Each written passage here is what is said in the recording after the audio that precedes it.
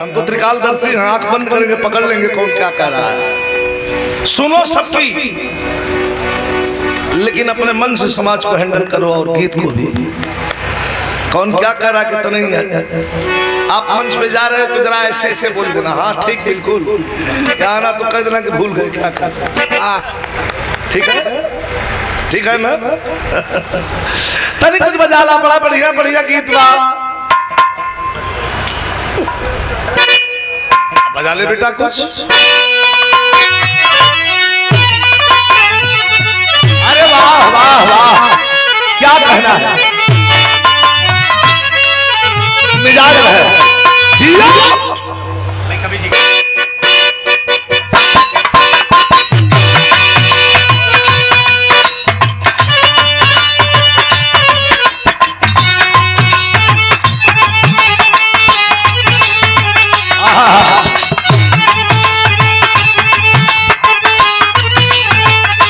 बहुत सुंदर।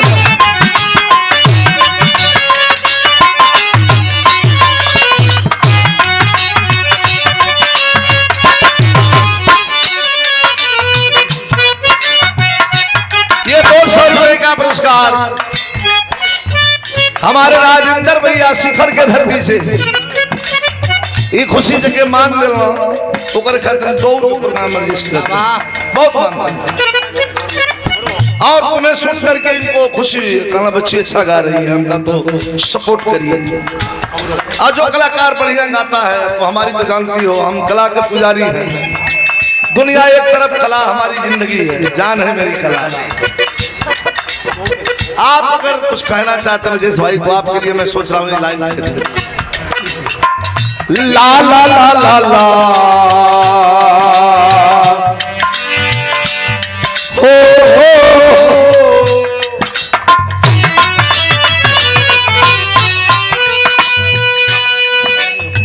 जा रहे हो लौट के,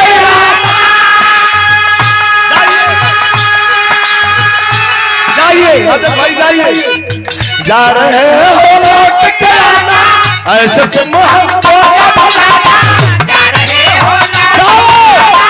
ऐसे तुम हमको खुशहाल बाबू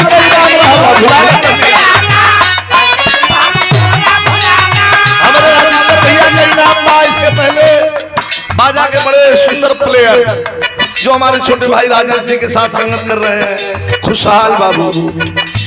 देखिए तुम बंदी उधर खुशी और खुशहाल, बच्चे लाल दुखी मत होखा मदवा बच्चे लाल।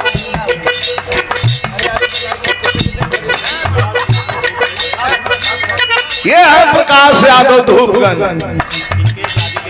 इनके दादी के तरह में हम गए थे, बहुत सम्मान किए। आए आजो खाली मुंह को और ताकत हो भैया, खाली कुछ कह दो तो हम दौड़ के लिए आके धर देती। ये प्रेम है प्रकाश बाबू।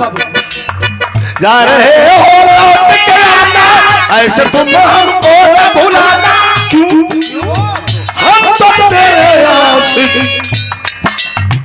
हम तो तेरे आशिक पुराने हैं, हम दीवाने, हम दीवाने, हम दीवाने, हम दीवाने, हम दीवाने, हम दीवाने।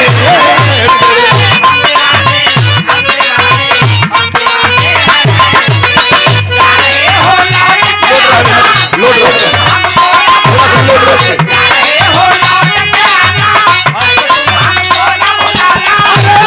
तो तेरे आशिक पुराने, हम दीवाने, हम दीवाने, हम दीवाने।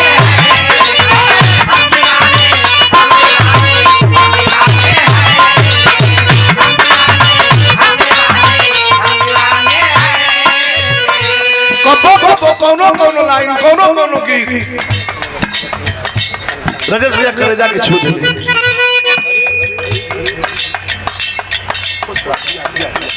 एक बार ताली बजाइए, ताली बजाइए एक बार।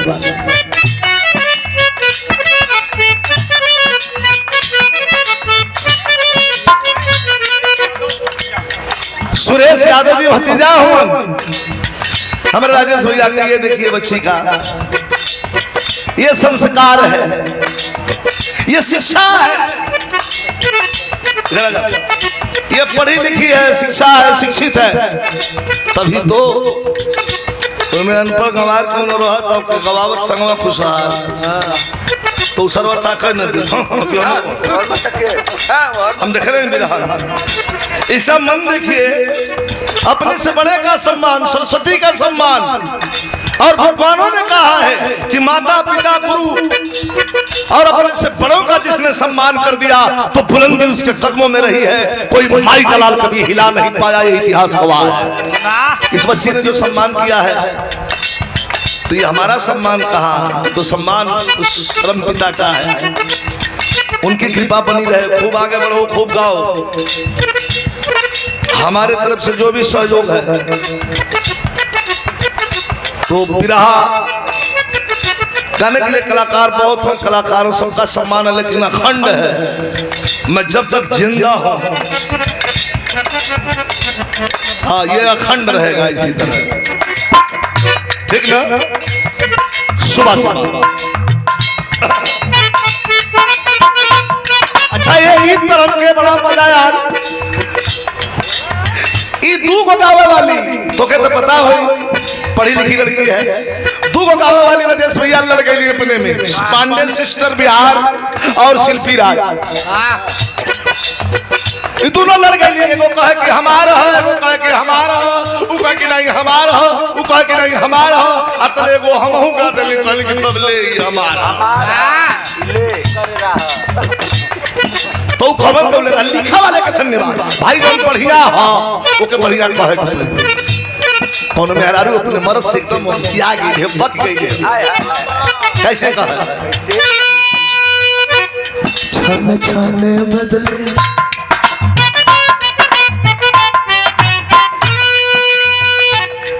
ऊपर का लाइन ना गावत, ई लाइन हमके ऊपर के लाइन का कोनो मतलब भी ना, ओकर कोनो मतलब गाना में है या नहीं, मतलब है ही लाइन से छाने छाने बदले, छाने छाने बदले तोहरो मिजाज रजऊ, छाने छाने बदले तोहरो मिजाज रजऊ, ओके पास रजऊ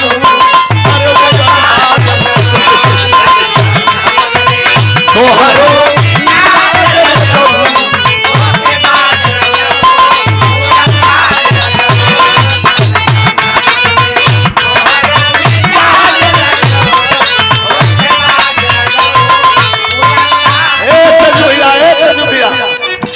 तोहरा आदत से हम नाम बता वो मेरे रुला तोहरा आदत से, तोहरा आदत से बानी हम नाराज रजऊ,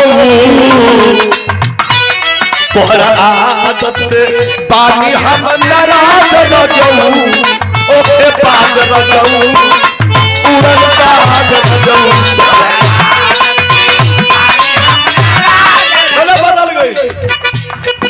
तो हम गा देली ट्रेंडिंग के बाद इस साला घूम घूम के कहत हूँ सो कि हमारी ट्रेंडिंग हो गई। 5 महीना से गाया हूँ और 5 महीने से ट्रेंड कर रहा है। अभी भी उठा करके मोबाइल देख लीजिए, आपके पास होगा दारूबाज में 2 दिन 4 दिन 1 महीना वाला रहा है, ये 4-5 महीना से बीच में तनी सा डाउन भल मतलब फिर पकड़ लिया दारूबाज रजऊ। हमारा सवाल और रवीना रंजन लेडीज के रूप में गाई है, इसका जवाब मर्द मेहरान को सवाल जवाब, मर्द कहता मेहरान का जवाब देता का अपना सजना, क्या बात है, अरे अपना सजना से कहे खिसियात बाबू हो,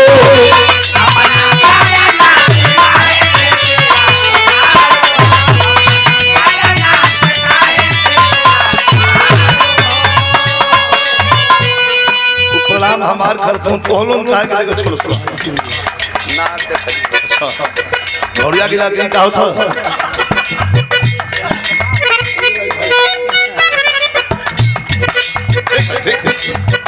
लाइन दिखा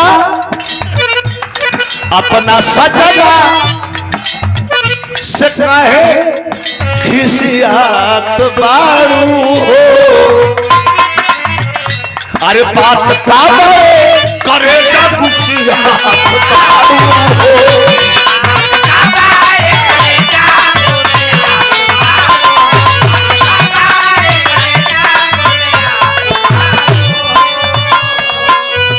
तब मेरा रुआ कहले खूब चलावा चाली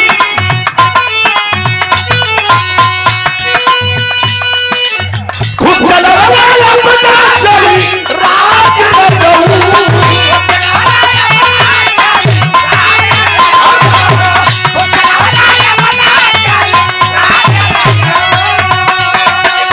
खूब चलावा चाली राज रजऊ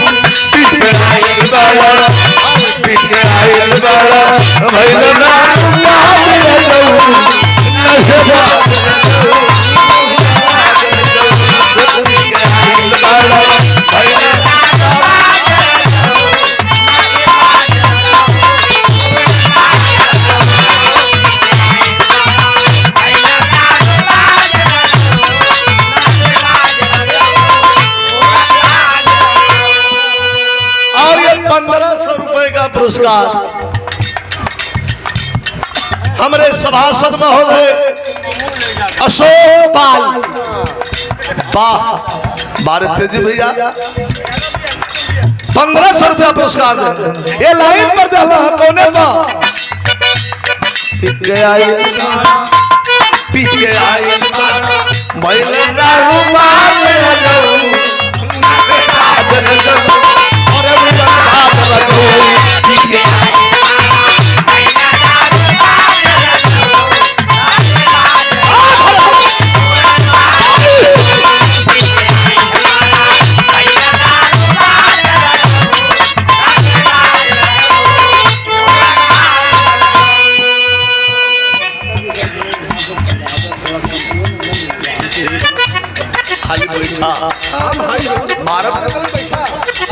मारत बादर फाट जाए बैठा पैकिंग हिटिंग करे वाला हाँ तोरे मतलब आदमी तैयार रहा तो हम अभी शेर थोड़ा सा ताकत पर सोया जाग नहीं तो भाई चबा नहीं 1000 रुपया पुरस्कार हमारे तेजू भैया कहो कलेक्टर बिरहा ऐसा सुना था कि रोम रोम में भीग जाई है ना कौन तारीख को बोले रही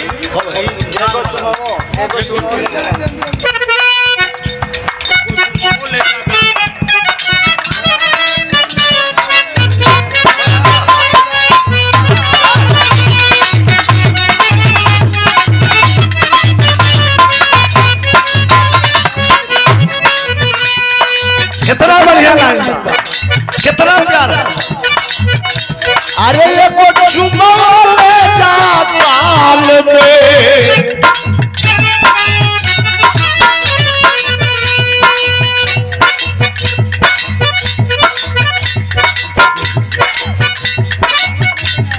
दिखाए लाइन के ताकि ये को चुमा ले जा ताल में संग दिलो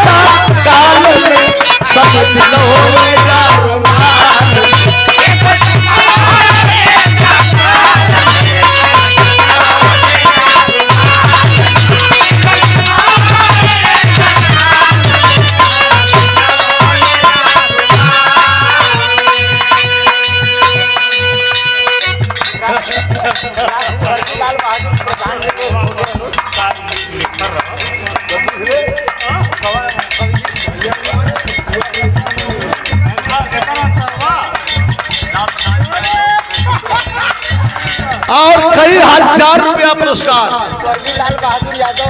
स्वर्गीय लाल बहादुर यादव जी के छोटे भाई हम जानते हैं राजेश सिंह यादव जी गंगहरा का ऐतिहासिक धरती।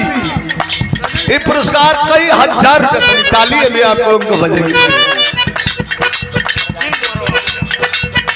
ये लाइन निक लगल है कौन जाता राजा हो जानी फसिया जी को मोहन के जाल में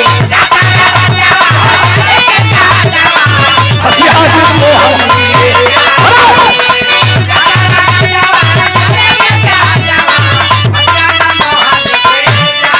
जाता राजा हो जानी के फसिया जी मोहन के जाल में एक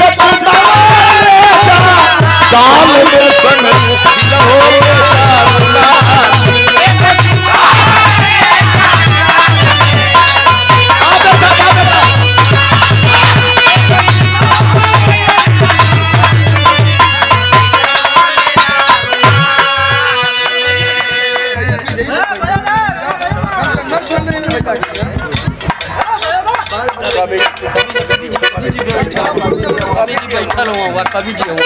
बहुत बहुत बहुत बहुत गंगहरा का माटी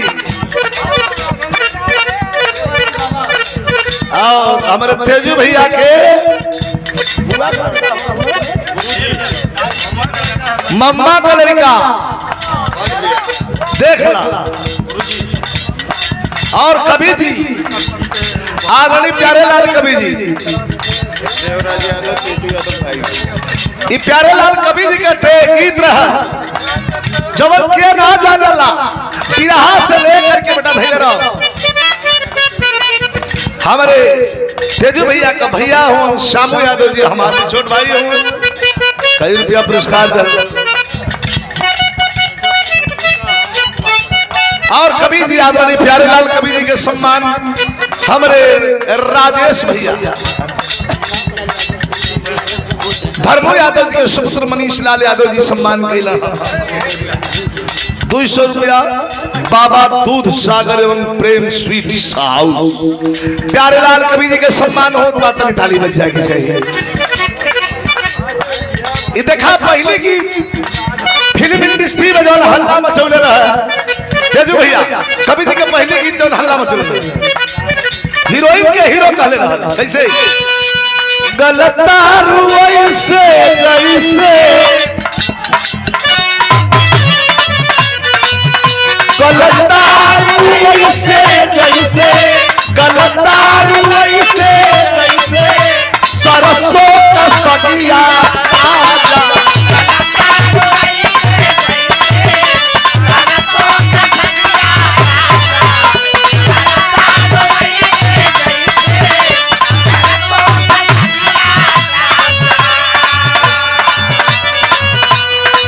अरे गलतारू ऐसे सरसों का सगिया ताजा चरले जवानी हमरी चरले जवानी हमरी अरे कोई ना कलगिया ताजा चरले जवानी हमरी कोई ना कलगिया